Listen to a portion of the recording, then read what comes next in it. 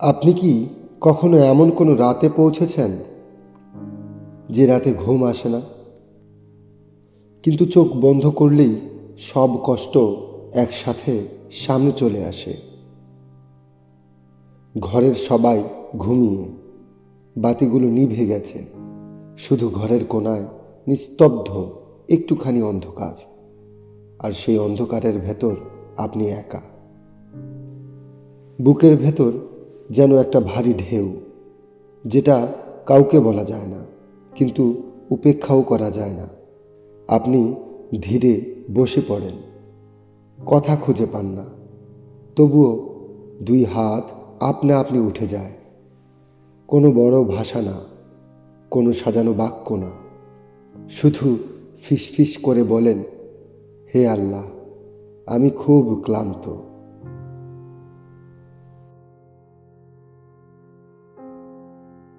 একটু থেমে আবার বলেন, আমি তো কারো দরজায় যাইনি, আমি তো কাউকে অভিযোগ করিনি, আমি শুধু তোমার কাছেই এসেছি। কিন্তু মনের ভেতর থেকে একটা প্রশ্ন উঠে আসে, হে আল্লাহ, তবুও কেন কিছু বদলাচ্ছে না? আপনি দোয়া করেন, আজ করেন, কাল করেন, পরশু করেন, একই কথা, একই কষ্ট।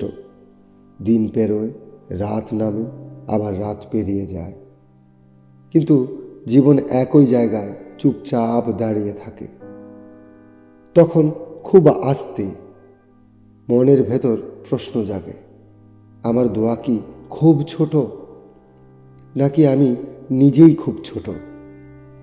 আল্লাহ কি সত্যিই আমার কথা শুনছেন, নাকি আমার কণ্ঠস্বর এই বিশাল নীরবতার ভেতর হারিয়ে যাচ্ছে? এই প্রশ্নটা শুধু আপনার না, এই প্রশ্ন একদিন সাহাবীদের মনেও এসেছিল। এই ভিডিওটা যদি আপনি শেষ পর্যন্ত না শোনেন, তাহলে দোয়া নিয়ে একটা খুব গুরুত্বপূর্ণ সত্য আপনার অজানাই থেকে যাবে, আর সেই সত্যটা আপনার এতদিনের দোয়া করার ধরনটাই বদলে দিতে পারে।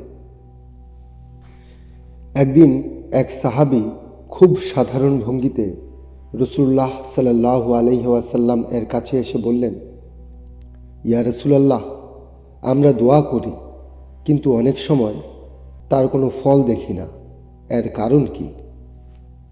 এই প্রশ্নে কোনো অভিযোগ ছিল না, ছিল শুধু মানুষের নীরব কষ্ট। তখন রাসূলুল্লাহ সাল্লাল্লাহু আলাইহি ওয়াসাল্লাম এমন একটি হাদিস বললেন, যেটা শুনলে বোঝা যায় আল্লাহ কখনোই কাউকে উপেক্ষা করেন না। তিনি বললেন, মা মিন মুসলিমিন ইয়াদউল্লাহ বিদাওয়াতিন লাইসা ফিহা ইসমুন ওয়ালা কতিআতান রাহিমিন ইল্লা আ'তাহুল্লাহু বিহা ইহদা সালাসিন। এর মানে কি? এর মানে হলো, আপনি যখন আল্লাহর কাছে হারাম ছাড়া, গুনাহ ছাড়া, অন্যায় কিছু না চেয়ে দোয়া করেন, তখন সেই দোয়া কখনোই বাতিল হয় না, কখনোই না। আল্লাহ সেই দোয়া কবুল করেন, কিন্তু সব সময় আমরা যেভাবে চাই ঠিক সেভাবে না। আল্লাহ কবুল করেন তিনটি সুন্দর পথে। প্রথম পথ, আপনি যেটা চেয়েছেন আল্লাহ ঠিক সেটাই এই দুনিয়াতেই আপনার হাতে তুলে দেন। আপনি তখন বোঝেন আল্লাহ শুনছেন। দ্বিতীয় পথ, আল্লাহ দোয়াটা এখন না দিয়ে আখিরাতের জন্য নিরাপদে জমা করে রাখুন। যেদিন আপনি এক ফোঁটা নেক আমলের জন্য হাহাকার করবেন, সেই দিন এই দোয়াগুলো আপনার সামনে আলো হয়ে দাঁড়াবে। আর তৃতীয় পথ, এই পথটা সবচেয়ে নীরব, সবচেয়ে অদৃশ্য। আল্লাহ সেই দোয়ার বদলে আপনার জীবন থেকে একটা বড় বিপদ চুপচাপ সরিয়ে দেন। আপনি জানতেই পারেন না আপনি কি থেকে বেঁচে গেছেন। হয়তো এমন একটা রাস্তা থেকে যেটা আপনাকে ভেঙে দিত, হয়তো এমন একটা সম্পর্ক থেকে যেটা আপনাকে শেষ করে দিত, হয়তো এমন এক মুহূর্ত থেকে যার পর আর ফেরার সুযোগ থাকতো না।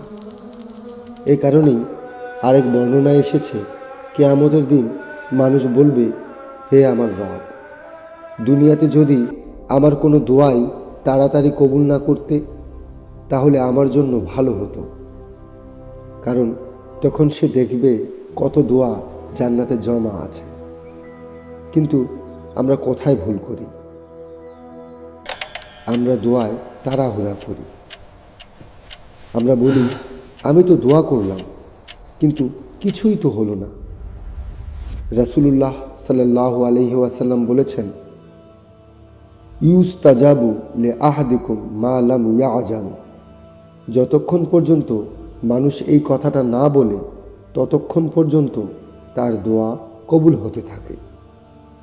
এই কথাটা বলার পরই আমরা নিজেরাই দরজাটা বন্ধ করে দেই।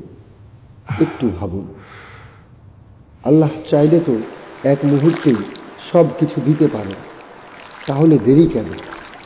এই দেরি এই কারণে না যে আল্লাহ শুনছেন না।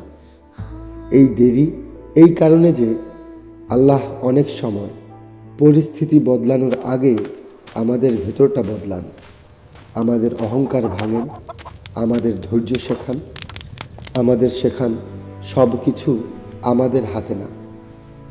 পবিত্র কোরআনে আল্লাহ বলেন, আল্লাহ জানেন আর তোমরা জানো না।